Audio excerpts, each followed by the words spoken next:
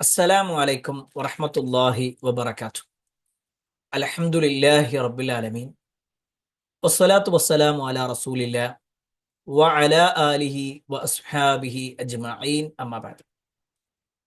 അല്ലാഹുമ്മ സ്വല്ലി അലാ മുഹമ്മദിൻ വഅലാ ആലി മുഹമ്മദ് കമാ സ്വല്ലൈത അലാ ഇബ്രാഹീം വഅലാ ആലി ഇബ്രാഹീം ഇന്നക ഹമീദും മജീദ്.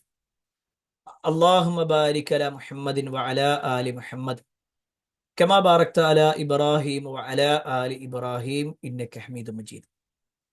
أعوذ بالله من الشيطان الرجيم. بسم الله الرحمن الرحيم.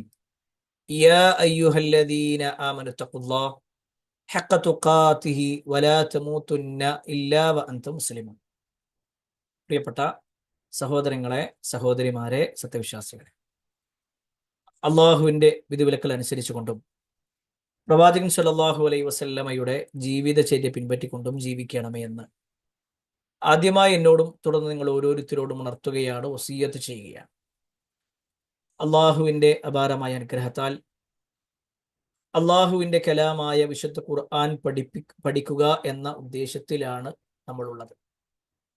അള്ളാഹു സുബ്ഹാനഹു വതആല ഖുർആനിനെ കൃത്യമായി പഠിക്കുവാനും അത് ജീവിതത്തിൽ പകർത്തുവാനും നാളെ പരലോകത്ത് ഖുർആൻ ശുപാർശ പറയുന്ന ആളുകളിൽ ഉൾപ്പെടാനുമുള്ള തൗഫീക്ക് അള്ളാഹു നമുക്കെല്ലാം നൽകുമാറാവട്ടെ.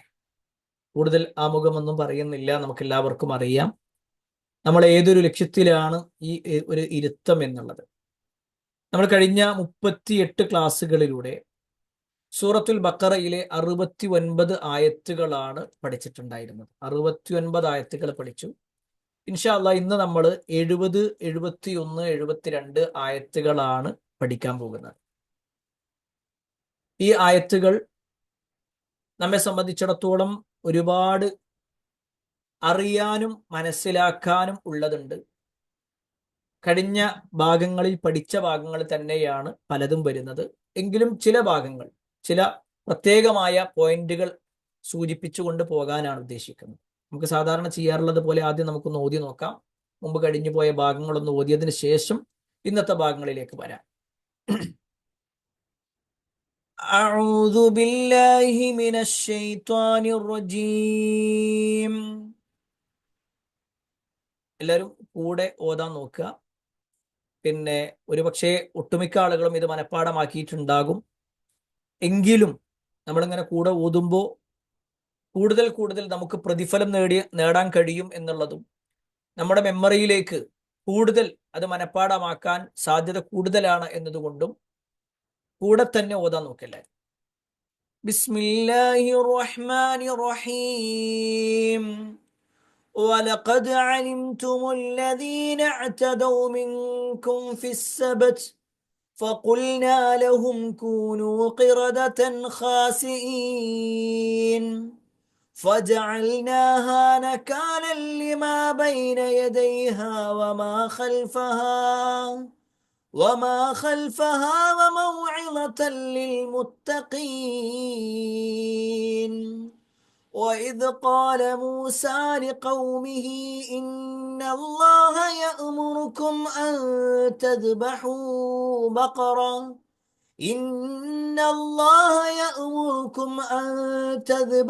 بقرة قالوا أتتخذنا هزوا قال أعوذ بالله أن أكون من الجاهلين. قالوا ادع لنا ربك يبين لنا ما هي قال إنه يقول إنها بقرة لا فارض ولا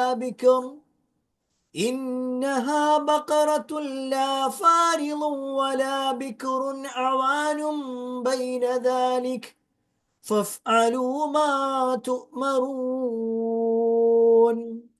قالوا ادع لنا ربك يبين لنا ما لونها قال إنه يقول إنها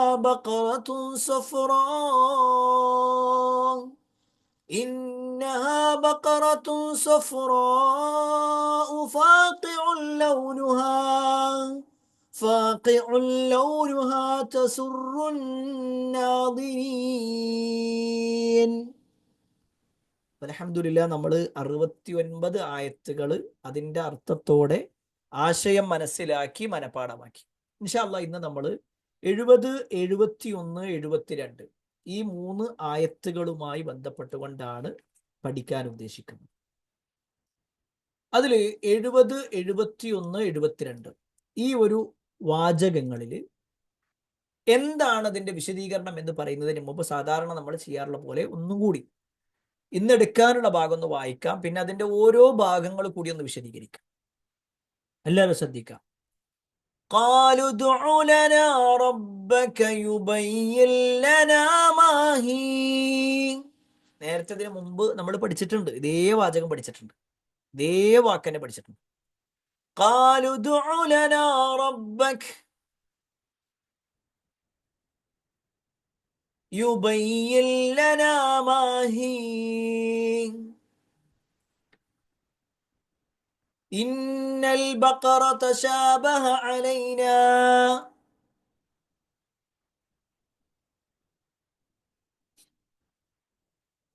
وإنا إن شاء الله لمهتدون.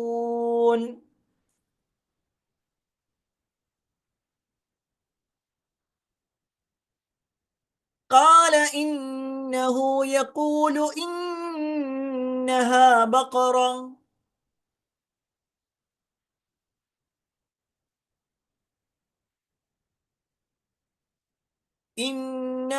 بقرة لا ذلول تثير الأرض ولا تسقي الحرث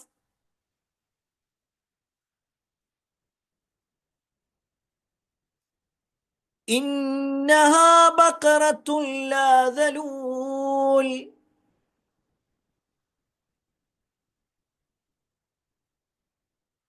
تثير الأرض ولا تسقي الحرث مسلمة لا شية فيها.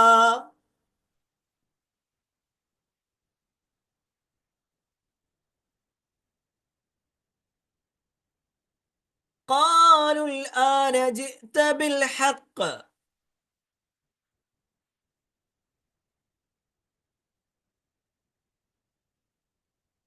فذبحوها وما كادوا يفعلون.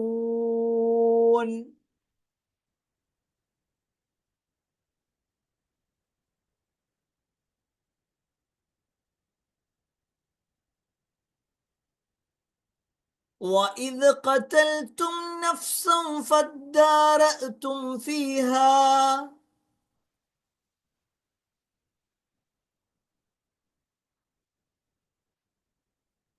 وإذ قتلتم نفسا فادارأتم فيها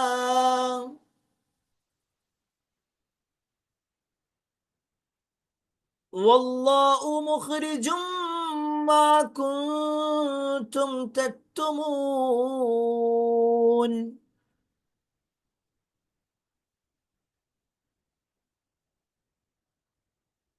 നമ്മൾ 72 ആയത്തുകൾ 70, 71, 72 ഈ 3 ആയത്തുകളാണ് ഇൻഷാ അല്ലാഹ് പഠിക്കാൻ പോകുന്നത്.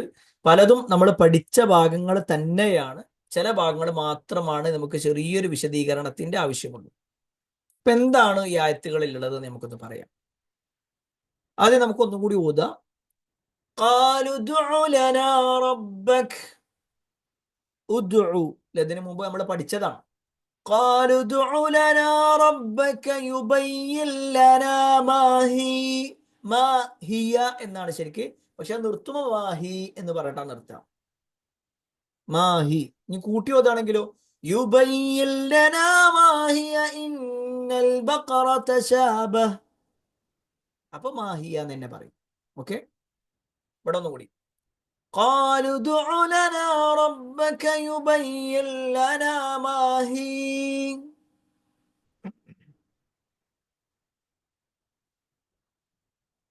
إن البقرة تشابه علينا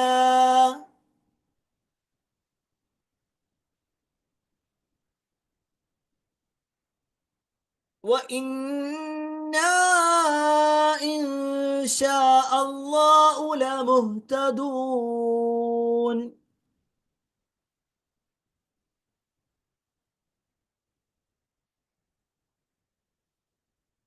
ഇൻഷാ അല്ലാ, ആ വാചകം അങ്ങനെ തന്നെ നോക്കട്ടോ. ഇൻഷാ അല്ലാ എങ്ങനെയാണ് എഴുതുക എന്നുള്ളത് കണ്ടോളി. ഇൻഷാ അല്ലാ, ഇൻഷാ നമുക്ക് പറയാം. പല ആളുകളും ഇൻഷാ അല്ലാ എന്ന് അറബിയിൽ എഴുതുമ്പോൾ ഒരുപാട് തെറ്റുകൾ വരാറുണ്ട്. ഞാനിപ്പോഴേ ഇത് വലുതായി കാണിക്കണോണ്ട് ഇപ്പൊ തന്നെ പറയാം.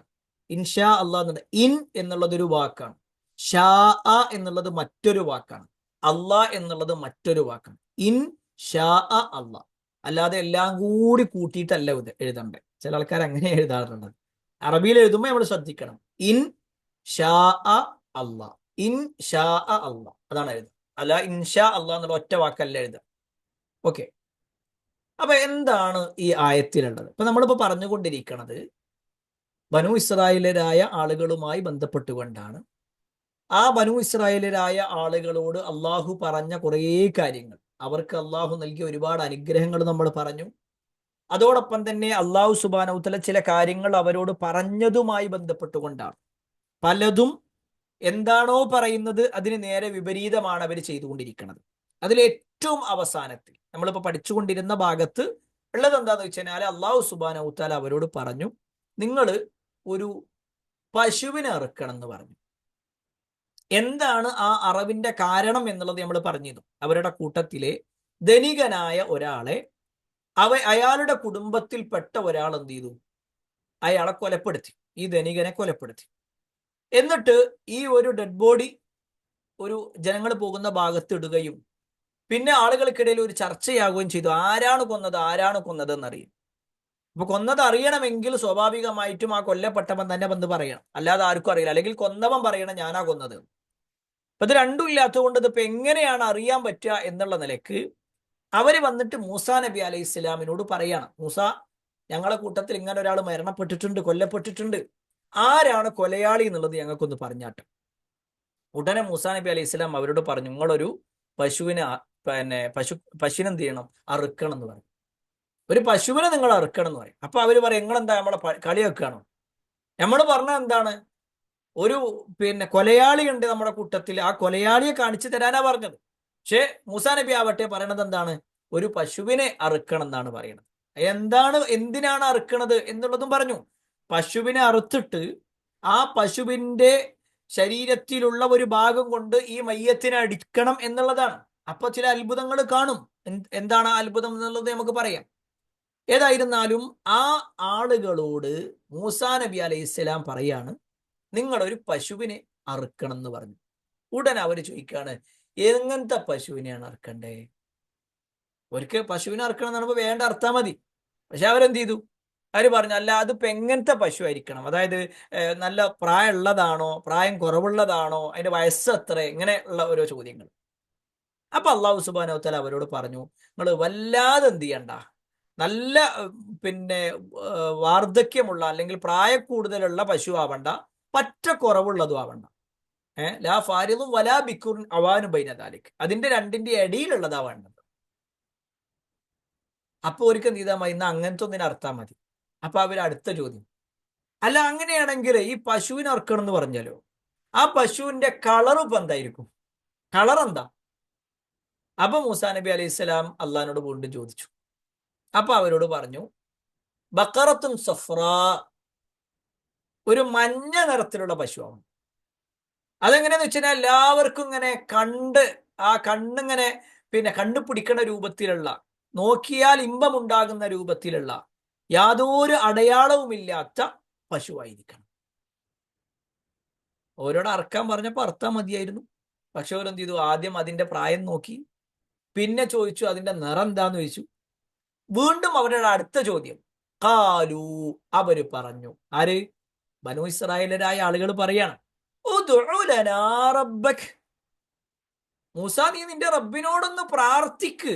അല്ലെ, അവരുടെ അഹങ്കാരം നോക്ക്. എല്ലാ തവണയും അവർ പ്രയോഗിച്ച പ്രയോഗം അങ്ങനെയാണ്. നിന്റെ റബ്ബിനോട് നീ പ്രാർത്ഥിക്ക്, നീ നിന്റെ റബ്ബിനോടൊന്ന് ചോദിക്ക്. അല്ലെ, അല്ലാതെ നമ്മുടെ റബ്ബിന് എന്നല്ല പറയണത്, നമ്മളെ പഠിച്ചവനോടെന്നല്ല, നിന്റെ റബ്ബ്. ഞങ്ങളും നീയും തമ്മിൽ വലിയ ബന്ധമൊന്നുമില്ല എന്നുള്ള അർത്ഥത്തിലാണുള്ളത്. അല്ലെങ്കിൽ പടച്ചോനും ഞങ്ങളും തമ്മിൽ ബന്ധമൊന്നുമില്ല. ഖാലു അവര് പറഞ്ഞു, ഉദ്ഉ ലനാ റബ്ബക്, നീ നിന്റെ രക്ഷിതാവിന് ഞങ്ങളുടെ കാര്യത്തിൽ ഒന്ന് പ്രാർത്ഥിക്ക്. എന്തിന്? യുബയ്യിൻ ലനാ, ഞങ്ങൾക്ക് വർണ്ണിച്ചു തരാൻ, അല്ലെങ്കിൽ ഒന്ന് വിശദീകരിച്ച് തരാൻ വേണ്ടിയിട്ട് പറ. മാഹി, അതെങ്ങനത്തതാണെന്നുള്ളത് ഒന്നും കൂടി ഒന്ന് പറഞ്ഞാട്ടെ. അതായത് അത് ഏത് തരത്തിലാണെന്നുള്ളത് വീണ്ടും ചോദിക്കുക. അപ്പോ പറഞ്ഞു, അദ്ദേഹം പറയാണ്, ഇന്നൽ ബഖറ തശാബഹ അലൈനാ വ ഇന്നാ ഇൻഷാ അല്ലാഹ് ലമുഹ്തദൂൻ. ഇന്നൽ ബഖർ, അത് തീർച്ചയായും ഒരു പശുവാണ്. തശാബഹ അലൈന, ഞങ്ങൾക്ക്, അതായത് അവര് പറയാട്ടോ, അവരുടെ ചോദ്യം തന്നെയാണ്, അവരെന്നെ പറയണത്, മൂസാ നബി അല്ല പറയണത്. അവര് വീണ്ടും ചോദിക്കണ ചോദ്യമാണ്, പിന്നെ ഞങ്ങൾക്കൊരു പശുവിനെ വർണ്ണിച്ചു കാട്ട്, എങ്ങനത്തെ പശുവാണെന്നുള്ളത് റബ്ബിനോട് ചോദിക്ക്. കാരണം ഇന്നൽ ബഖറ, തീർച്ചയായും പശുക്കൾ എന്ന് പറഞ്ഞു കഴിഞ്ഞാൽ തശാബഹ അലൈന, ഞങ്ങൾക്ക് തശ്ബീഹ് തോന്നുകയാണ്, സാദൃശ്യം തോന്നുന്നുണ്ട്, എല്ലാം ഒരേപോലെ ഞങ്ങൾക്ക് തോന്നണേ, എല്ലാം നേരം കണ്ട് മനസ്സിലാവണില്ല. അതായത് ഇവര് ലോക വളവന്മാരാണ്. അതായത് ചെയ്യാതിരിക്കാൻ വേണ്ടിയിട്ട് ഇറക്കുന്ന ഐഡിയ ആണ്, അവരുടെ കുരുട്ടു ബുദ്ധിയാണ്. എന്നാ പിന്നെ നിങ്ങൾ അറക്കണ്ടെന്ന് പറയില്ല. കുറേ ഇങ്ങനെ ചോദിക്കുമ്പോ ഇപ്പൊ നമ്മളെ കുട്ടികളോട് പറയാണ്, പിന്നെ ആ സാധനം എടുത്തോണ്ട് വരിക, അതാണോ അപ്പുറത്തെയാണോ, അല്ല അപ്പുറത്തെയാണോ ഇപ്പുറത്തെ, ഇങ്ങനെ ഓരോന്നും ഇങ്ങനെ ചോദിക്കുമ്പോ നമ്മൾ ഒന്നും ചെയ്യണ്ട, അവിടെ ഇരുന്നു ഞാൻ തന്നെ പേടിച്ചു തുടങ്ങണം, അല്ലെ? ഇങ്ങനെ ഇവര് ഓരോ ചോദ്യങ്ങൾ ചോദിക്കുമ്പോ അവസാനം മൂസാ നബി എന്നാ പറയും, നിങ്ങൾ ചെയ്യണ്ട, എന്താന്നുണ്ടെങ്കിൽ ഞാൻ ചെയ്തോളാം എന്ന് പറയും, അല്ലെങ്കിൽ പടച്ചോ വേണ്ടാന്ന് പറഞ്ഞിട്ടുണ്ട് എന്ന് പറയും എന്ന് വിചാരിച്ചിട്ടാണ് ഇവര് നിൽക്കുന്നത്. അവര് വന്നിട്ട് പറയാണ്, മൂസ നീ നിന്റെ റബ്ബിനോടൊന്ന് ചോദിക്കുക, ഞങ്ങൾക്ക് ഒന്നും കൂടി ഒന്ന് വിശദീകരിച്ചാട്ടെ. കാരണം എന്താ വെച്ചാൽ ഇന്നൽ ബക്കറ തശാബാലന, ഞങ്ങൾക്ക് എന്ത് ചെയ്യാണ്, പശുക്കളൊക്കെ സാമ്യമുള്ളതായിട്ട് ഇങ്ങനെ തോന്നുകയാണ്. വ ഇന്ന ഇൻഷാ അല്ലാഹ് ലമുഹ്തദൂൻ, തീർച്ചയായും അള്ളാഹ് ഉദ്ദേശിക്കുകയാണെങ്കിൽ എന്ത് ചെയ്യും, അവന്റെ മാർഗദർശനം തീർച്ചയായും ഞങ്ങൾ പ്രവർത്തിക്കും. അല്ലെ? ഇവിടെ നേരെ ശ്രദ്ധിച്ചട്ടോ, ഇവിടെ അവർക്കൊരു മാറ്റം കൂടിയുണ്ട്, നമുക്കത് വിശദീകരിക്കാം. അവര് പറയണത് ഇന്നാ ഇൻഷാ അല്ലാഹ് ലമുഹ്തദൂൻ, തീർച്ചയായും അള്ളാഹ് ഉദ്ദേശിക്കുകയാണെങ്കിൽ ഞങ്ങൾക്ക് എന്ത് ചെയ്യും, മാർഗദർശനം കിട്ടും, ഞങ്ങൾ ഹിദായത്തിലാകും. അത് ഒരിക്കൽ തന്നെ ഉറപ്പാണ്. ഓരിപ്പോയി ചോദിക്കണതൊക്കെ ഹിദായത്തിന് പുറത്തുള്ള കാര്യമാണെന്നും, അതേപോലെ തന്നെ അവർ ചോദിക്കാൻ പാടില്ലാത്ത ചോദ്യങ്ങളാണെന്നും, അവരിപ്പോ വലാലത്തിലാണെന്നും അവർക്കറിയാം. ഇനിയും ഞങ്ങൾ ചോദിക്കണം എന്താ വെച്ചാൽ ഞങ്ങൾക്ക് ശരിക്കുള്ള ഹിദായത്ത് കിട്ടാൻ വേണ്ടിയിട്ട് തന്നെ കേട്ടോ, അല്ലാതെ ഞങ്ങൾ വേറൊന്നുമല്ലേ. ഈ ഒരു പ്രയോഗമാണ് അവർ നടത്തുന്നത്. ഒന്നും കൂടി പറയാം. കാലു, അവര് പറഞ്ഞു, ഉദ്ഉ ലനാ റബ്ബക്, നീ നിന്റെ രക്ഷിതാവിനോട് ഞങ്ങൾക്ക് വേണ്ടി ഒന്ന് പ്രാർത്ഥിക്ക്.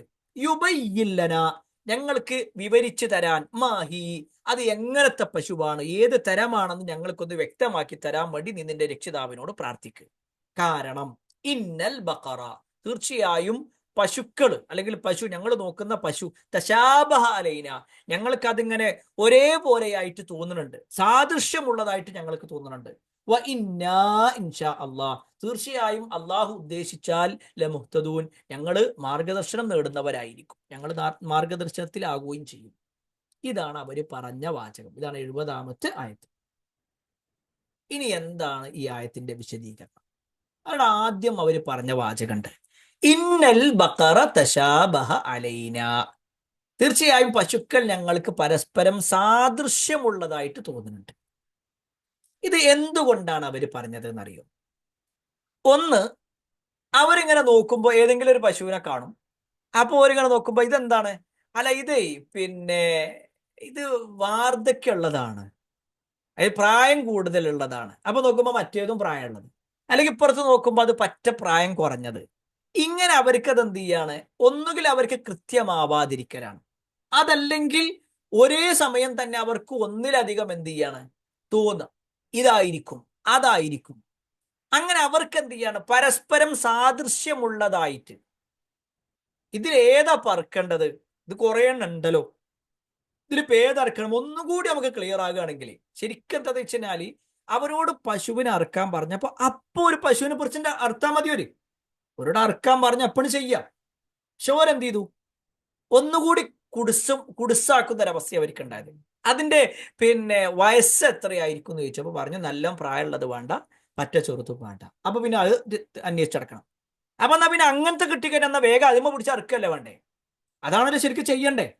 പക്ഷെ അവരെന്ത് ചെയ്തു വെച്ച് കഴിഞ്ഞാല്, അപ്പൊ അടുത്തതായി എന്താ ചോദ്യം, അതിന്റെ നിറം ഏതാണ്, അല്ലെ? അപ്പൊ അള്ളാഹു സുബ്ഹാനഹു വതആല ആരും കാണാത്ത ഒരു നിറ പറഞ്ഞേ, ഒരു മഞ്ഞ കളറാവണം, ആ മഞ്ഞ കളർ തന്നെ തെളിഞ്ഞതായിരിക്കണം, വേറൊന്നും കൂടി ചേരാൻ പാടില്ല, അങ്ങനത്തെ ഒക്കെ പറഞ്ഞു. അപ്പോഴും ഒരിക്കൽ വേഗം നോക്കിയിട്ട് അർത്ഥം മതി. അപ്പൊ വീണ്ടും ഒരു പറയണത് എന്താ പറയുക, ഞങ്ങൾക്ക് ഇതിൽ ഏതാണ് അറക്കേണ്ടതെന്ന് അങ്ങനെ ഒരു ആശങ്കയാണ്. ഇതിൽ ഏത് അറക്കണം ഒന്നും അതും ഇതൊക്കെ ഞങ്ങൾക്ക് സാമ്യമുള്ളതായിട്ട് തോന്നുക. അപ്പൊ നമ്മൾ എന്താ ചെയ്യാറ്? അവിടെ അവർ പ്രയോഗിച്ചൊരു പ്രയോഗമാണ് ഇൻഷാ അള്ളാ എന്നുള്ളത്. ഇന്ന ഇൻഷാ അള്ളാഹു ലമുഹ്തദൂൻ എന്ന് പറഞ്ഞാലോ, ഇവിടെ ഇൻഷാ അള്ളാ എന്നത് അവരാ പറഞ്ഞത് പണ്ഡിതന്മാരുണ്ട്, അത് അവരുടെ ഒരു നല്ല ശീലമായിട്ട് പറയണം. അതായത് ഒരിക്കൽ മാറണം എന്നുള്ള ഒരു ആഗ്രഹമുണ്ട് എന്നതും ഇനിയും വല്ലാതെ ചോദ്യങ്ങൾ ചോദിച്ചാൽ ഞങ്ങൾ കുടുങ്ങും എന്നുള്ള ബോധ്യപ്പെടലും അവർക്കുണ്ടായി.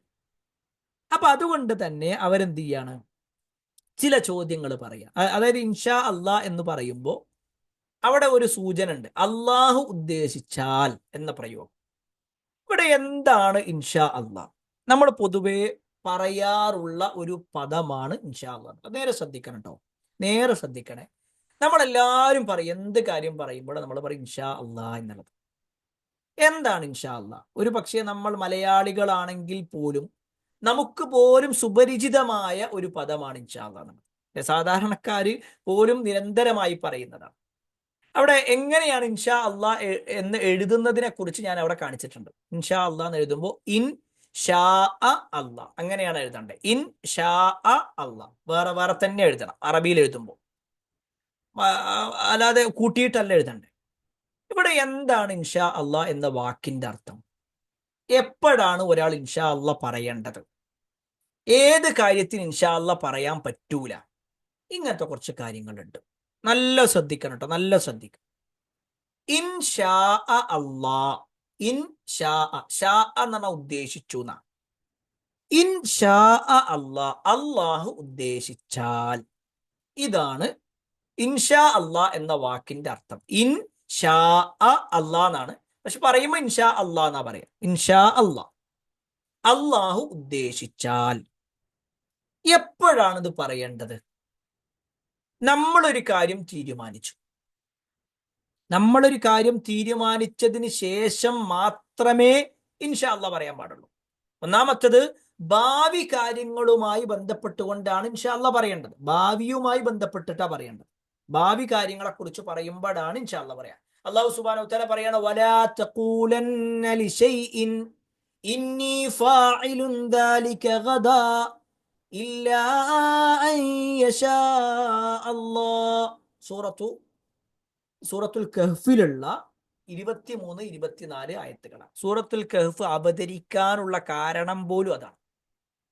അതായത് നബി സല്ലല്ലാഹു അലൈഹി വസല്ലമയുടെ അടുക്കൽ വന്നിട്ട് ചില ആളുകൾ ചില ചോദ്യങ്ങൾ ചോദിച്ചു. 3 ചോദ്യങ്ങൾ ചോദിച്ചു. അതിന്റെ വലിയൊരു ചരിത്രമാണ്. അതായത് മക്കയിൽ ഉണ്ടായിരുന്ന ചില ആളുകൾ, നേരെ ശ്രദ്ധിക്കണേ, മക്കയിൽ ഉണ്ടായിരുന്ന ചില ആളുകൾ അവരെന്ത് ചോദിച്ചാൽ മദീനയിലേക്ക് പോയി. മക്കയിലെ മുശ്രിക്കുകളായ അവരുടെ നേതാക്കന്മാരായ ആളുകൾ അവര് മദീനയിലേക്ക് പോയിട്ട് മദീനയിലുള്ള ജൂത പുരോഹിതന്മാരോട് ചില ചോദ്യങ്ങൾ ചോദിക്കണം. ഞങ്ങളുടെ നാട്ടിൽ ഇങ്ങനെ ഒരു പ്രവാചകൻ വന്നു എന്ന് പറയുന്നുണ്ട്, ആ പ്രവാചകനോട് ചോദിക്കാൻ പറ്റുന്ന ചില ചോദ്യങ്ങൾ അത് ഞങ്ങൾക്കൊന്ന് പറഞ്ഞു തരണം. അങ്ങനെ ഈ പുരോഹിതന്മാരായ ആളുകൾ, അഥവാ ജൂത പുരോഹിതന്മാരായ ആളുകൾ എന്ത് ചെയ്തു വെച്ച് കഴിഞ്ഞാല് ഇവർക്ക് പറഞ്ഞു കൊടുക്കണം. ആർക്ക്? ഈ പോയ 2 ആളുകൾക്ക്. അങ്ങനെ അവരെന്ത് ചെയ്തു, മദീനയിൽ നിന്ന് ഈ ചോദ്യങ്ങളൊക്കെ മനസ്സിലാക്കി അവർ തിരിച്ചു വരിക. അവർ തിരിച്ചു വന്നു നേരെ മക്കത്തെത്തി. മക്കയിലെത്തി അവർ പ്രവാചകൻ സല്ലല്ലാഹു അലൈഹി വസല്ലമയോട് ഞങ്ങൾക്ക് ചില ചോദ്യങ്ങൾ ചോദിക്കാനുണ്ട് എന്ന് പറഞ്ഞു. അപ്പൊ സ്വാഭാവികമായിട്ടും റസൂലുള്ളാഹി സ്വല്ലല്ലാഹു അലൈഹി വസല്ലം എന്താ അവരോട് പറയാ? നിങ്ങൾ ചോദിച്ചോളി എന്ന് പറയും, അല്ലെ? റസൂലുള്ളാഹി സ്വല്ലല്ലാഹു അലൈഹി വസല്ലം അവരോട് എന്ത് ചെയ്തു? ചോദിച്ചോളാൻ വേണ്ടി പറഞ്ഞു. അങ്ങനെ അവർ ചോദ്യം ചോദിക്കണം. ആ ചോദ്യത്തില് ഈ 3 ചോദ്യങ്ങൾ ഉണ്ടായിരുന്നു. 3 ചോദ്യങ്ങൾ, നേരെ ശ്രദ്ധിച്ചോളിട്ടോ. 3 ചോദ്യങ്ങൾ ഉണ്ടായിരുന്നു. ആ 3 ചോദ്യങ്ങൾ റസൂലുള്ളാഹി സ്വല്ലല്ലാഹു അലൈഹി വസല്ലമയോട് അവർ ചോദിക്കണം. ഒരു മിനിറ്റ്. ഈ ചോദ്യങ്ങൾ ചോദിക്കുന്ന ആളുകൾ ആരൊക്കെയാന്ന് വെച്ച് കഴിഞ്ഞാല്, ഒന്ന് നെളർ ബിൻ ഹാരിസ് എന്ന് പറയുന്ന വ്യക്തിയാണ്.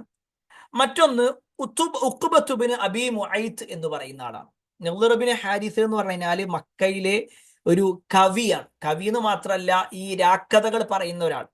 നബി സല്ലല്ലാഹു അലൈഹി വസല്ലം എന്തെങ്കിലുമൊക്കെ ദീനി കാര്യങ്ങൾ പറഞ്ഞു കഴിഞ്ഞാൽ, ഏതെങ്കിലും മുൻഗാമികളായ പ്രവാചകന്മാരുടെ ചരിത്രം വല്ലതൊക്കെ ഖുറാന്റെ ആയത്ത് ഓതി കഴിഞ്ഞ് നബി അവിടെ നിന്ന് കഴിഞ്ഞാൽ, നബി അവിടെ നിന്ന് ഇങ്ങോട്ട് ഇറങ്ങണോടുകൂടി നളർ ഇബ്നു ഹാരിസ് കയറും. മുഹമ്മദിന്റെ കഥ കേട്ടില്ല എല്ലാവരും, നീ ഞാനൊരു കഥ പറഞ്ഞു കേട്ടോ. അപ്പൊ എന്ത് ചെയ്യും? ആൾക്കാരൊക്കെ അയാളുടെ ഭാഗത്തേക്ക് തിരിയും. നബി സല്ലല്ലാഹു അലൈഹി വസല്ലം ഇത്ര നേരം പറഞ്ഞത് ഖുറാനിന്റെ ആയത്തായിട്ട് കൂടി ആളുകളുടെ മനസ്സിലേക്ക് ഇയാൾ ഇട്ട് കൊടുക്കുക എന്താണെന്നറിയോ? അതൊരു കഥ മാത്രമാണ്. മുഹമ്മദ് ഒരു കഥ പറഞ്ഞു, ഇനി ഞാൻ വേറെ ഒരു കഥ പറഞ്ഞുതരാം എന്ന് പറഞ്ഞിട്ട്, അതാണ് ഈ നളർ ഇബ്നു ഹാരിസ്. ഉഖ്ബത്ത് ബിൻ അബീ മുഅയ്ത്ത് എന്ന് പറഞ്ഞാൽ നബി സല്ലല്ലാഹു അലൈഹി വസല്ലമയുടെ കഴുത്തിൽ ആ ഒരു ചീഞ്ഞളിഞ്ഞ കുടൽമാല ഉണ്ടല്ലോ ഒട്ടകത്തിന്റെ, അതിട്ടാളാണ്. നബിയുടെ കഴുത്തിലേക്ക് ചവിട്ടും എന്ന് പറഞ്ഞു വന്ന ആളാണ് ഉഖ്ബത്ത് ബിൻ അബീ മുഅയ്ത്ത്. അങ്ങനെയുള്ള ഈ ഉഖ്ബത്ത് ബിൻ അബീ മുഅയ്ത്തും നളർ ബിൻ ഹാരിസും കൂടിയാണ് മദീനയിലേക്ക്, അന്നത്തെ മദീന അഥവാ യസ്രിബ് എന്നാണ് മദീനയുടെ പഴയ പേര്, യസ്രിബിലേക്ക് പോകുന്നതും വേദക്കാരായ ജൂത പുരോഹിതന്മാരോട് ചോദിക്കുന്നതും. അങ്ങനെ 3 ചോദ്യങ്ങൾ ഇവർ പറഞ്ഞു കൊടുത്തു. ആ 3 ചോദ്യങ്ങൾ വന്നിട്ട് ഇവർ ചോദിക്കണം. എന്താണ് ചോദ്യം എന്നറിയും? ഒന്നാമത്തെ ചോദ്യം, ചരിത്രത്തിൽ ഒരു സംഘം യുവാക്കൾ കഴിഞ്ഞു പോയിട്ടുണ്ട്. ആരാണ് അവർ? ഒരു ഗുഹയിൽ അകപ്പെട്ട കുറച്ച് യുവാക്കളുണ്ട്. ആരാണ്? അവരെ കുറിച്ച് എന്താണ് നിനക്ക് പറയാനുള്ളത്? രണ്ടാമത്തെ ചോദ്യം എന്താ വെച്ചാൽ, ലോക സഞ്ചാരിയായ ഒരു രാജാവ് ഉണ്ടായി. ആ രാജാവ് ആരാണ്? ആ രാജാവിനെ കുറിച്ച് നിനക്ക് എന്തറിയാം? ഇതാണ് രണ്ടാമത്തെ ചോദ്യം. മൂന്നാമത്തെ ചോദ്യം എന്താന്ന് വെച്ചാല്, എന്താണ് ആത്മാവ് എന്ന് പറഞ്ഞാൽ എന്താണ്? എന്താണ് റൂഹ് എന്ന് പറഞ്ഞാൽ എന്താണ്? ഇങ്ങനെ 3 ചോദ്യം ചോദിച്ചു. റസൂലുള്ളാഹി സ്വല്ലല്ലാഹു അലൈഹി വസല്ലം അടുക്കൽ വന്നിട്ട് ഈ ചോദ്യം എല്ലാവരും ഉണ്ട് കേട്ടോ. ഉടനെ നബി സല്ലല്ലാഹു അലൈഹി വസല്ലം പറഞ്ഞു, അത് ഞാൻ നാളെ പറഞ്ഞുതരാം. ഒരു ചോദ്യം ചോദിച്ചപ്പോൾ നബിക്കത് അറിയൂല. നബി പറഞ്ഞു നാളെ പറഞ്ഞുതരാം. നബി സല്ലല്ലാഹു അലൈഹി വസല്ലമയുടെ ധാരണ എന്താന്ന് വെച്ച് കഴിഞ്ഞാല്, അത് എന്തായാലും ജിബ്രീൽ അലൈഹി സ്വലാം വന്ന് പറഞ്ഞു കൊടുക്കുമല്ലോ. നാളെ പറഞ്ഞു തരാന്ന് നബി സല്ലല്ലാഹു അലൈഹി വസല്ലം പറഞ്ഞു. പക്ഷേ ഇൻഷാ അള്ളാഹ് ഞാൻ നാളെ പറയാം എന്നതിന് പകരം വെറും നാളെ പറഞ്ഞു തരാന്ന് മാത്രമേ പറഞ്ഞുള്ളൂ. ഇൻഷാ അള്ളാഹ് പറഞ്ഞില്ല. നബി സല്ലല്ലാഹു അലൈഹി വസല്ലം ഇൻഷാ അള്ളാഹ് പറഞ്ഞില്ല. അതുകൊണ്ട് തന്നെ അള്ളാഹു ഒന്ന് പരീക്ഷിച്ചു നബിയെ. നാളെ പറഞ്ഞുതരാന്ന് വിചാരിച്ച് പറഞ്ഞ് നബി പോയി. പിറ്റത്തെ ദിവസം വരികയാണ്. പക്ഷെ അതുവരെ ജിബ്രീൽ വന്നില്ല. ജിബ്രീൽ വരാതെ എങ്ങനെ നബി സല്ലല്ലാഹു അലൈഹി വസല്ലം ഉത്തരം പറയാൻ കഴിയുമോ? ഇല്ല. ആളുകൾ പറഞ്ഞു, എവിടെ ഉത്തരം? എവിടെ? നബി സല്ലല്ലാഹു അലൈഹി വസല്ലം ഒന്നും മിണ്ടിയില്ല. പിറ്റത്തെ ദിവസമായി, എവിടെ ഉത്തരം? എവിടെ? ഇല്ല. 3 ദിവസമായി, 4 ദിവസമായി, ഒരാഴ്ചയായി, 2 ആഴ്ചയായി, 15 ദിവസം കഴിഞ്ഞിട്ടാണ് എന്ത് ചെയ്യണത്? ജിബ്രീൽ അലൈഹി സ്വലാം പിന്നെ വരുന്നത്. അതായത് നബി സല്ലല്ലാഹു അലൈഹി വസല്ലമയുടെ ഒരു ചെറിയ ഒരു വാക്കിൽ, നബി പറയാത്ത ഒരു വാക്ക്, ഇൻഷാ അള്ളാഹ് എന്ന് പറഞ്ഞില്ല. നിസ്സാരമായ ഒരു കാര്യമാണ്. പക്ഷെ അത് അള്ളാഹു സുബ്ഹാനഹു വ തആല എന്ത് ചെയ്യാണ്? അവിടുന്ന് തിരുത്തി കൊടുക്കണം. അങ്ങനെയല്ല, നാളെ കുറിച്ച് പറയുമ്പോഴൊക്കെ, ഭാവിയെ കുറിച്ച് പറയുമ്പോഴൊക്കെ ഇൻഷാ അള്ളാഹ് എന്ന് പറയണം. അതാണ് വിശ്വാസം. എപ്പോഴും ഭാവിയുമായി ബന്ധപ്പെട്ടുകൊണ്ടുള്ള എന്ത് കാര്യം പറയുമ്പോഴും ഇൻഷാ അള്ളാഹ് ചേർത്തിട്ടായിരിക്കണം പറയേണ്ടത്. ഇത് നബി സല്ലല്ലാഹു അലൈഹി വസല്ലം എന്നിട്ട് പിന്നെ ആയത്തിറങ്ങി. ഈ ആയത്തുമായി ബന്ധപ്പെട്ടുകൊണ്ട്, അല്ലെങ്കിൽ ഈ 3 ചോദ്യങ്ങളാണ് ശരിക്ക് സൂറത്തുൽ കഹ്ഫിൽ കാര്യമായിട്ട് പറയുന്നത്. നമ്മൾ സൂറത്തുൽ കഹ്ഫ് വായിച്ചിട്ടുണ്ടെങ്കിൽ മനസ്സിലാക്കാൻ പറ്റും.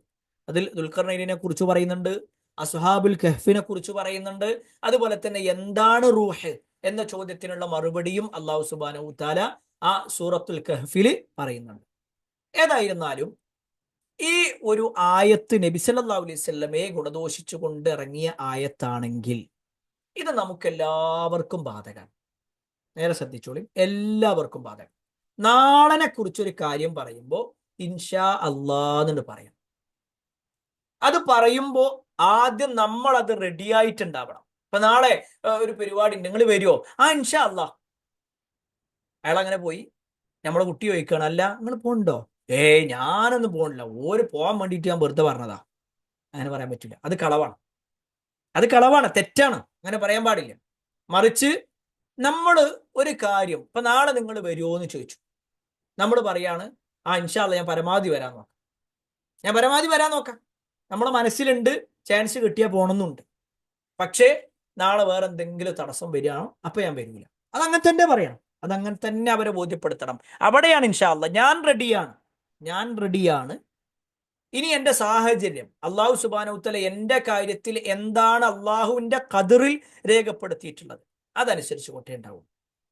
അപ്പോ ഞാൻ റെഡിയാണ് എന്ന് പറയുമ്പോൾ അവിടെ ഇൻഷാ അല്ലാ പറയണം. നമ്മൾ റെഡി ആയിട്ടേ ഇൻഷാ അല്ലാ പറയാനും പാടുള്ളൂ. റെഡി ആവാതെ പറയാൻ പറ്റൂല. ചില ആൾക്കാരുണ്ടാവും ഇൻഷാ അല്ലാ എന്ന് പറഞ്ഞാൽ 6 മാസത്തെ കാലാവധി ഉണ്ടെന്ന് പറയാം. 6 മാസം, അതായത് ഇൻഷാ അല്ലാ പറഞ്ഞു കഴിഞ്ഞാലും 6 മാസത്തിന്റെ ഉള്ളിൽ ചെയ്തു കൊടുത്താൽ മതി. അങ്ങനെയല്ല. ഒരു കാര്യം നമ്മൾ പറയുകയാണെങ്കിൽ നാളെ അത് ചെയ്യോ എന്ന് ചോദിച്ചാൽ ചെയ്യാം ഇൻഷാ അല്ലാ. അത് നമ്മൾ മനസ്സിൽ റെഡി ആയിട്ടുണ്ടാവണം. ചെയ്യാം എന്ന് റെഡി ആയിട്ടുണ്ടാവണം. മനസ്സുകൊണ്ട് റെഡി ആയതിനു ശേഷം മാത്രമേ ഇൻഷാ അല്ലാ പറയാൻ പാടുള്ളൂ. അല്ലാതെ ഒരു നാവ് കൊണ്ട് വെറുതെ ഇൻഷാ അല്ലാ പറയുന്ന ഒരവസ്ഥ, അത് ആരും റെഡിയാകാത്ത ഒരവസ്ഥ, റെഡിയാവാതെ ഇൻഷാ അല്ലാ പറയുന്നത് ശരിയാണ്. നിങ്ങൾക്ക് മനസ്സിലാവുന്നുണ്ടോ? ഞാൻ ഇത്രയും പറഞ്ഞ ക്ലിയർ ആണോ?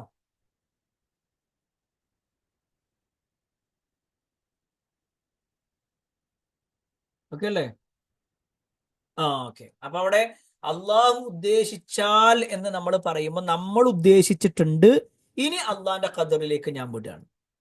നാളെ നോമ്പ് തുറക്കാൻ നിങ്ങൾ വരുമോ എന്ന് ചോദിക്കുമ്പോൾ ഇൻഷാ അല്ലാ എന്ന് പറഞ്ഞാൽ ഞാൻ റെഡിയാണ്. പിന്നെ നാളെ എന്തെങ്കിലും തടസ്സം കൊണ്ട് എനിക്ക് വരാൻ പറ്റൂലെങ്കിൽ ഞാൻ ഉണ്ടാവില്ല. അങ്ങനെ തന്നെ പറയണം.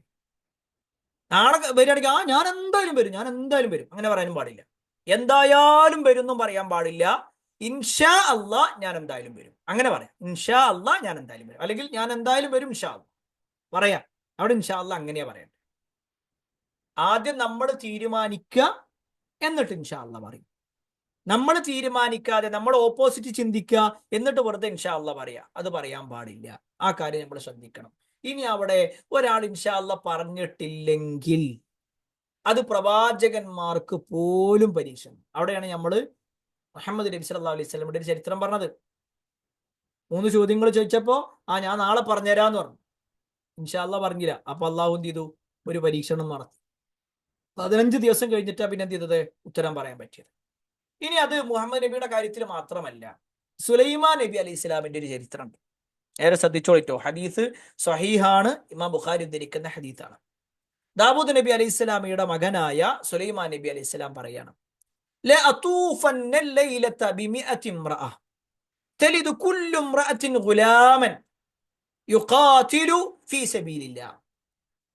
ഞാന് ഇന്നേ ദിവസം എന്റെ എല്ലാ ഭാര്യമാരിലേക്കും പ്രവേശിക്കും, അഥവാ ഇന്ന് എല്ലാ ഭാര്യമാരെയും ഞാൻ ബന്ധപ്പെടും.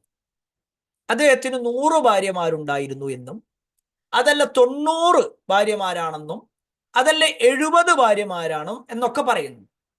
ഏതായിരുന്നാലും അദ്ദേഹം എന്ത് ചെയ്തു? തന്റെ എല്ലാ ഭാര്യമാരിലേക്കും. ഇവിടെ നമ്മൾ മനസ്സിലാക്കണം, അത്ര ഭാര്യമാർ എന്താ അങ്ങനെ എന്ന് ചോദിച്ചാൽ അവരുടെ ശരീഅത്തിൽ അത് പ്രശ്നമല്ല. നമ്മുടെ ശരീഅത്തിലാണ്, നമ്മുടെ മത നിയമത്തിലാണ് 4. ഇപ്പൊ നബി സല്ലല്ലാഹു അലൈഹി വസല്ലം വരുന്നതിന് മുമ്പ് തന്നെ മക്കക്കാരായ ആളുകൾക്ക് എത്ര ഭാര്യമാരുണ്ടായിരുന്നു? 8ഉം 10ഉം 15ഉം ഭാര്യമാരുള്ളവരുണ്ടായിരുന്നു. അതിനെ നബി സല്ലല്ലാഹു അലൈഹി വസല്ലം എന്ത് ചെയ്തു? 4 ആക്കി ചുരുക്കുക ചെയ്തേ. അന്ന് ഖുർആനിലെ ഒരു വാചകം 4 ആക്കി ചുരുക്കുക എന്നുള്ളതാണ്. ഇപ്പൊ തന്നെ 4 എത്ര ആൾക്കാരുണ്ടാകും? നമ്മുടെ കേരളക്കാരെ നോക്കിയാൽ കഴിഞ്ഞാൽ തന്നെ 4 ഭാര്യമാരുള്ളത് വളരെ ചുരുക്കം ആളുകളാണ് ഉണ്ടാകുക അല്ലെ? നമ്മുടെ നാട്ടിൽ തന്നെ പരിശോധിച്ചാൽ വളരെ ചുരുക്കം ആളുകളാണ്. അതൊന്നും പല ആൾക്കാരും ചെയ്യണില്ല. അത് തെറ്റായത് കൊണ്ടല്ല. ഒന്നെ കുടുംബജീവിതം മുന്നോട്ട് പോലെ വലിയ പ്രയാസമാണ്. അതിന്റെ അടക്കം 2, 3, 4 ഒക്കെ എന്ന നിലക്കായിരിക്കും പല ആളുകളും ഉണ്ടാകാം. ഏതായിരുന്നാലും സുലൈമാൻ നബി അലൈഹി സ്വലാം പറയാണ്, ഞാൻ എൻ്റെ എല്ലാ ഭാര്യമാരിലേക്കും ഞാൻ ചെല്ലും, എന്നിട്ട് ഞാൻ 100 മക്കളെ ഞാൻ ഉണ്ടാക്കും. അവരൊക്കെ അവരിൽ നിന്നൊക്കെ എനിക്ക് മക്കളെ കിട്ടും എന്ന് പറഞ്ഞു.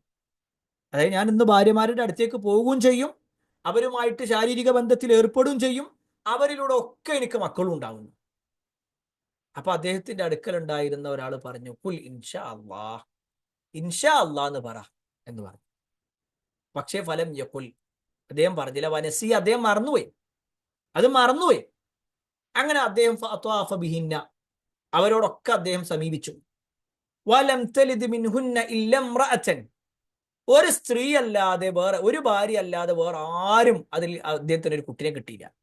ഇനി ആ കുട്ടിയാവട്ടെ നിസ്ഫ ഇൻസാൻ, ഒരു കുട്ടിന്റെ പകുതി ഉണ്ടായിരുന്നുള്ളൂ. അതായത് ഒരു ശാരീരികമായിട്ട് മുഴുവനില്ലാത്ത ഒരു ഇറച്ചി കഷ്ണമാണെങ്കിൽ എന്ന് വേണമെങ്കിൽ പറയാം. അങ്ങനത്തെ ഒരു കുട്ടിനെ മാത്രം കിട്ടിയത്.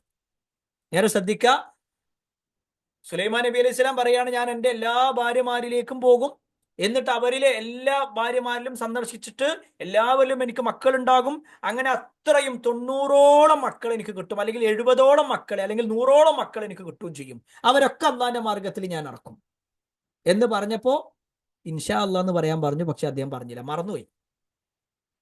അങ്ങനെ അദ്ദേഹം ഭാര്യന്മാരുടെ അടുത്തേക്കൊക്കെ പോയി. അവരിൽ ഒരാള് പോലും ഗർഭിണിയായില്ല, ഒരാള് ഗർഭിണിയായി. അങ്ങനെ ഗർഭിണിയായി അവൾ പ്രസവിച്ചു. പ്രസവിച്ചപ്പോഴോ ഒരു കുട്ടിന്റെ പകുതി മാത്രമേ ഉണ്ടാവുള്ളൂ, പകുതി മാത്രമേ ഉള്ളൂ, അതായത് ഒരു ഇറച്ചി കഷ്ണം മാത്രമുള്ളത്. ഈ വാചകൻ നബി സല്ലല്ലാഹു അലൈഹി വസല്ലം പറയാണ്, ഖാലൻ നബി സല്ലല്ലാഹു അലൈഹി വസല്ലം, ഈ സംഭവം പറഞ്ഞിട്ട് നബി സല്ലല്ലാഹു അലൈഹി വസല്ലം പറയാണ്, ലൗ ഖാല ഇൻഷാ അല്ലാഹ് ലം യഹ്നഫ് വകാന അർജാ ലിഹാജതിഹി. സുലൈമാൻ നബി അലൈഹി സ്വലാം ഇൻഷാ അല്ലാഹ് എന്ന് പറഞ്ഞിരുന്നെങ്കിൽ അദ്ദേഹത്തിന്റെ എല്ലാ ഭാര്യമാരും പ്രസവിക്കുകയും അങ്ങനെ എല്ലാ മക്കളും അള്ളാഹുവിന്റെ മാർഗത്തിൽ ധർമ്മസമരം ചെയ്യാനുള്ള എല്ലാ മക്കളെയും അദ്ദേഹത്തിന് കിട്ടുമായിരുന്നു. ഇതില് സുലൈമാൻ നബി അലൈഹി സ്വലാമിനെ അദ്ദേഹത്തിന്റെ വാചകത്തിൽ ഇൻഷാ അള്ളാഹ് വരാത്തതിനെ കുറിച്ചാണ് പറഞ്ഞത്. ഇവിടെ നമ്മൾ മനസ്സിലാക്കേണ്ടത് വെച്ചാല് ഇൻഷാ അള്ളാഹ് എന്ന വാക്കിന് എന്തുണ്ട്? ഗൗരവമുണ്ട്. അത് നിസാരമായി പറയേണ്ട ഒന്നല്ല, മറന്നു പോകേണ്ടതുമല്ല. പറയുകയാണെങ്കിൽ ഭാവിയെക്കുറിച്ച് പറയുമ്പോഴാണ് ഇൻഷാ അള്ളാഹ് പറയേണ്ടത്. അത് നമ്മൾ തീരുമാനിച്ചതിന് ശേഷം മാത്രമേ ഇൻഷാ അള്ളാഹ് പറയാനും പാടുള്ളൂ. ഏകദേശം നിങ്ങൾക്ക് എല്ലാവർക്കും മനസ്സിലായിട്ടുണ്ടാകും എന്ന് വിചാരിക്കുന്നു. 70-ാമത്തെ ആയത്ത് ഓക്കെയാണോ?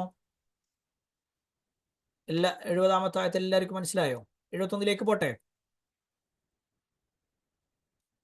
ഓക്കെ, ക്ലിയർ ആയിരിക്കും എന്ന് വിചാരിക്കുന്നു. നമുക്ക് അടുത്ത 71-ാമത്തെ ആയത്ത്. قال إنه يقول إنها بقرة. ഓതിക്കൂടെ എല്ലാവരും?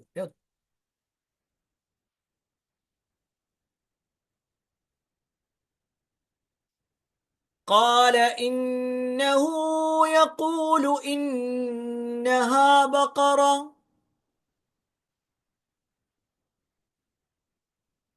إنها بقرة لا ذلول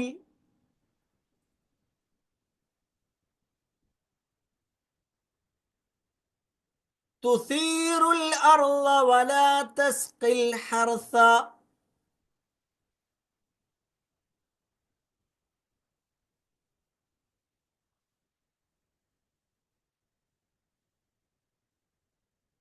تثير الأرض ولا تسقي الحرث مسلمة لا شية فيها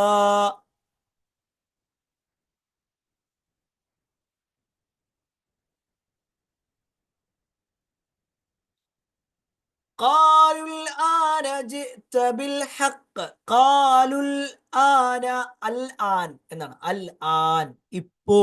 ആലു അവര് പറയാൻ അൽ ആൻ, ഇപ്പോഴാണ്. അൽ ആൻ, ഇപ്പോ. അതാണ് قالوا الآن جئت بالحق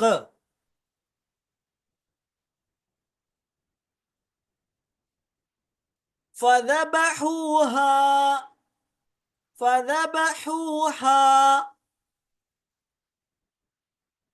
وما كادوا يفعلون.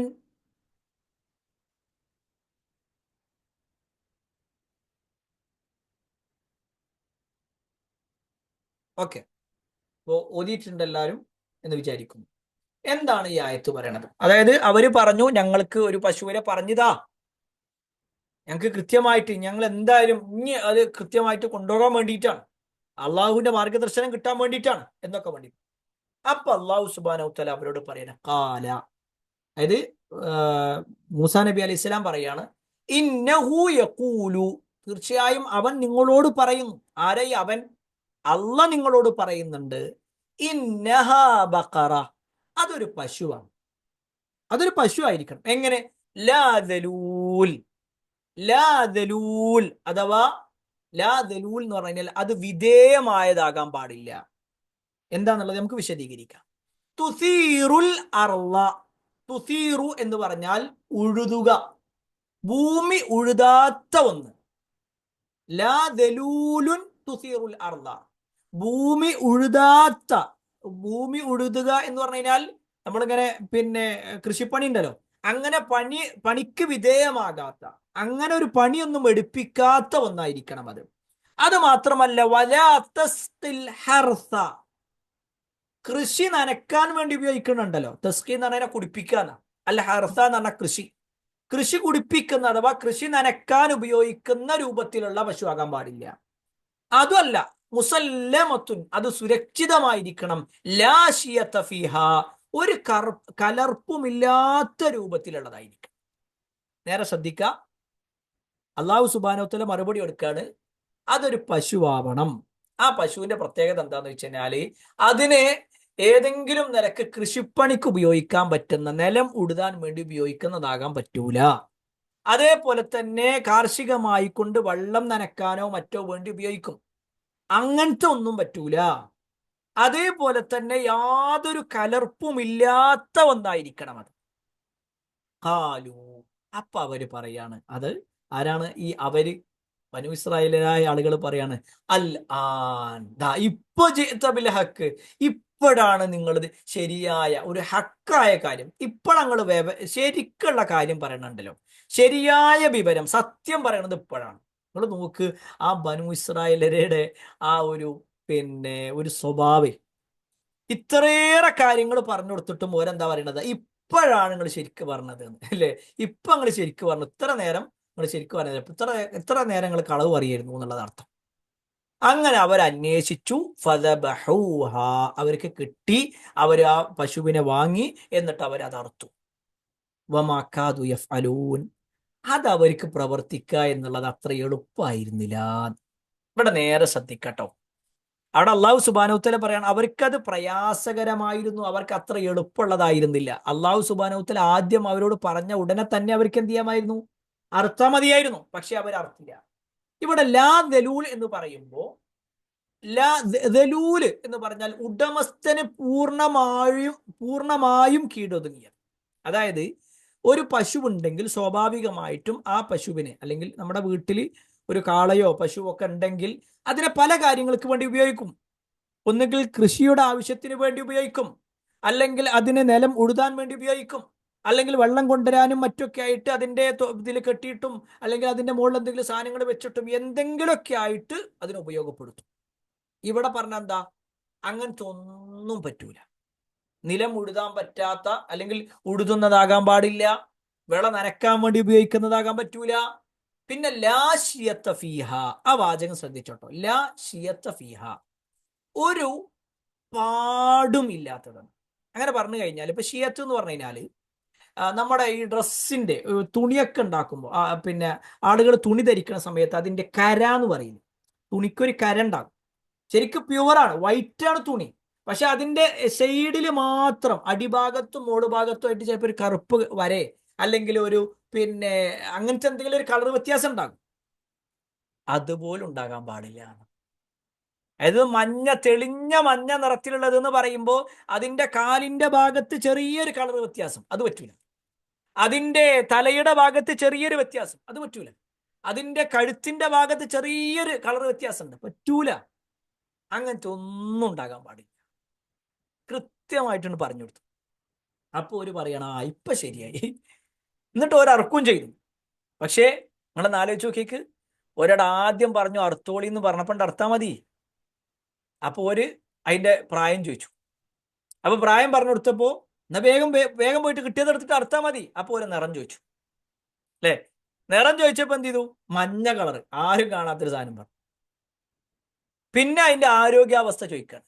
അപ്പോഴാണ് പറയണത്, അതിനെ ഒരു നിലക്കും വേറൊരു കാര്യത്തിനും ഉപയോഗപ്പെടുത്തിയതാകാനേ പാടില്ല. നിലം ഉഴുതാൻ വേണ്ടിയിട്ടോ വിള നനക്കാൻ വേണ്ടിയിട്ടോ കൃഷി നനക്കാൻ വേണ്ടിയിട്ടോ ഒന്നും ഉപയോഗിക്കാത്ത, യാതൊരു കളർ വ്യത്യാസവും ഇല്ലാത്ത ഒരു പ്യുവർ തെളിഞ്ഞ മഞ്ഞ നിറത്തിലുള്ള, കണ്ടാൽ നല്ല ഇമ്പം തോന്നുന്ന, കാണുന്ന സമയത്ത് നമുക്ക് നല്ല ഒരു മനസ്സിന് ഒരു കുളിർമ തോന്നുന്ന രൂപത്തിലുള്ള പശുവായിരിക്കണം. ഇത്രയും അവരോട് പറഞ്ഞു. ഇവിടെ ഈ ഒരു ആയത്തിൽ പറയുന്നത് എന്താന്ന് വെച്ച് കഴിഞ്ഞാൽ, അവരുടെ ആ ഒരു പിന്നെ വാക്കിന്റെ ഒരു ഗൗരവം ഉണ്ടല്ലോ. ഇപ്പോഴാണ് ബിൽ ഹഖ്, ഇപ്പോഴാണ് നിങ്ങൾ എന്ത് ചെയ്തത്? സത്യം പറഞ്ഞത്. മൂസ, നീ ഇപ്പോഴാ സത്യം പറഞ്ഞത് എന്നാ പറഞ്ഞത്. ഇത്ര ദിവസം അല്ലെങ്കിൽ ഇത്രയും തവണ ഇതൊക്കെ നിങ്ങൾ ആലോചിച്ച് നോക്കേണ്ടത്. ഓരിങ്ങനെ ചോദിക്കുക, അതൊക്കെ മൂസാ നബി അള്ളാഹിനോട് ചോദിക്കണ്ടേ? എന്നിട്ട് അതിൽ മറുപടിയായിട്ട് പിന്നെ മലക്കുകൾ വരണ്ടേ? ഒരു പ്രവാചകനെ ബുദ്ധിമുട്ടിക്കുന്നതിന്റെ മാക്സിമം ബുദ്ധിമുട്ടിക്കാണ് അവർ, എങ്ങനെയെങ്കിലും അവർക്ക് ഒഴിവാകാൻ വേണ്ടിയിട്ട്. പക്ഷെ അള്ളാഹു സുബ്ഹാനഹു വ തആല അവരെ പൂർണ്ണമായി കൊണ്ട് അത് ഉപയോഗപ്പെടുത്തി. ഇനി ഇവിടെ ഈ അവര് ഫദബഹൂഹ എന്ന് പറഞ്ഞല്ലോ, അവരറുത്തു. അവർക്കത് വല്ലാത്ത പ്രയാസമുള്ളതായിരുന്നു, കാരണം അവർക്കത് അത്ര എളുപ്പമുള്ളതായിരുന്നില്ല എന്നാണല്ലോ പറയുന്നത്. അപ്പൊ അവർ കുറേ അന്വേഷിച്ചു എന്നാണ്. ഇവിടെ ചില ഇസ്രായേലി കഥകൾ നമുക്ക് കാണാൻ പറ്റും. കഥകൾ എന്ന് പറയുമ്പോൾ ഖുർആനിലും അതില്ല, ഹദീസിലും നേർക്ക് നേരെ വന്നിട്ടില്ല. എന്നാൽ ചില കഥകളിൽ കാണാൻ പറ്റും. എന്താന്ന് വെച്ച് കഴിഞ്ഞാല് ഇവരങ്ങനെ കുറെ അന്വേഷിച്ച് നടന്നു. അങ്ങനെ അന്വേഷിച്ച കൂട്ടത്തിൽ ഒരു കുട്ടിയെ കണ്ടു എന്നാ. ഒരു കുട്ടിക്ക് ഇതുപോലുള്ളൊരു പശു ഉണ്ട് എന്ന് പറഞ്ഞു.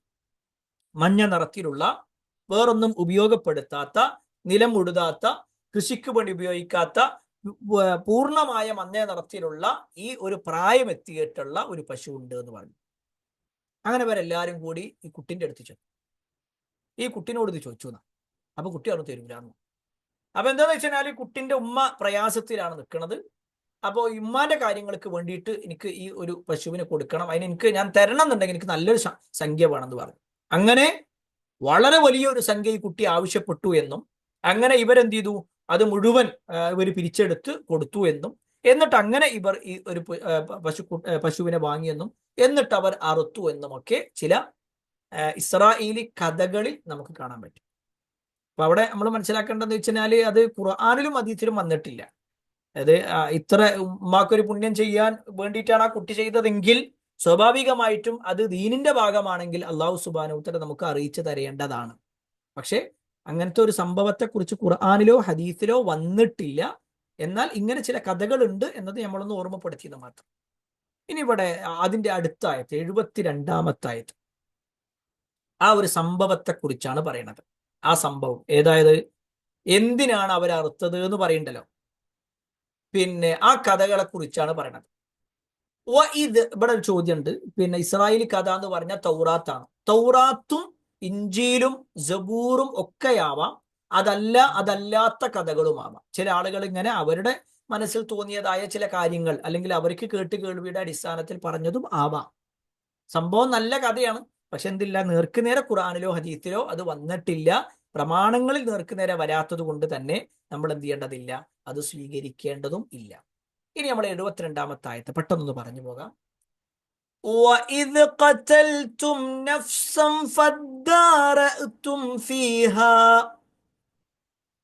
وَإِذْ قَتَلْتُمْ نَفْسًا ഒന്ന് ഓതിക്കോളി. وَإِذْ قَتَلْتُمْ نَفْسًا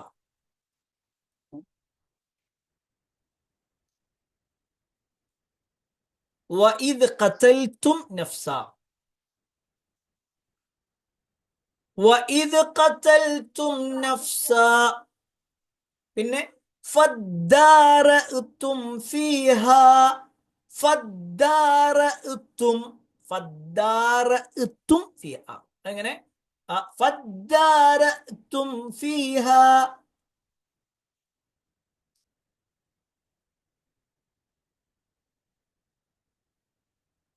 والله مخرج ما كنتم تكتمون.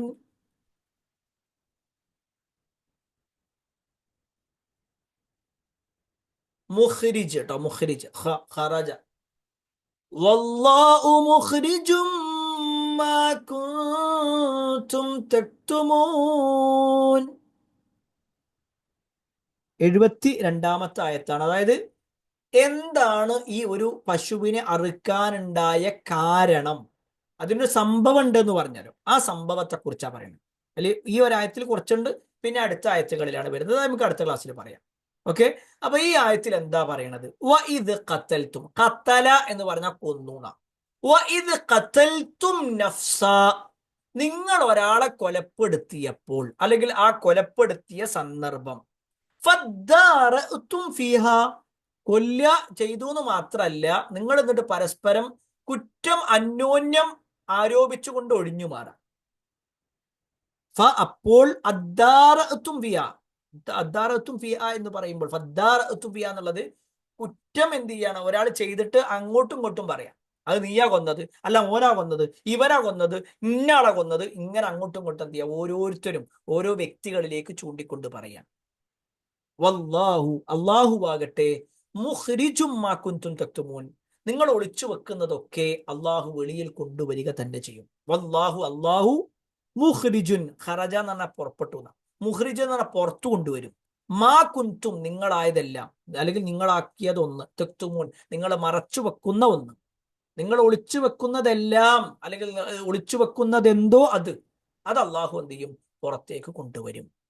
ഇവിടെ അള്ളാഹു സുബ്ഹാനഹു വ തആല പ്രയോഗിച്ചൊരു പ്രയോഗമുണ്ട്. വഇദ് ഖതൽതും നഫ്സാന, നിങ്ങൾ ഒരാളെ കൊന്നു എന്നാണ്. നിങ്ങൾ ഒരാളെ കൊന്നു, അത് അന്നത്തെ ബനൂ ഇസ്രായേലരോട് പറഞ്ഞ വാക്ക് തന്നെയാണ്.